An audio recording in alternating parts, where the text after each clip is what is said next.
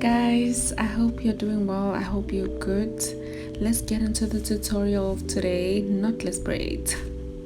So you open your block to whatever size you want and then use your molding gel to just apply the molding gel around the block you've opened, and then you divide that block into 3 strands of hair like this. And then you take the last strand and you cross it, you exchange it with the middle one like this. And then you start feeding in your hairpiece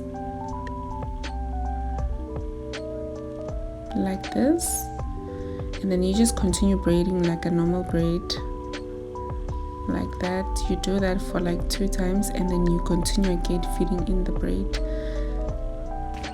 I promise you, knotless are not that hard.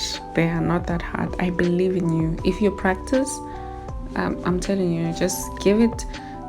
You practice today, tomorrow, the following day, 3 times, you'll be perfect. I promise you. I believe in you, okay?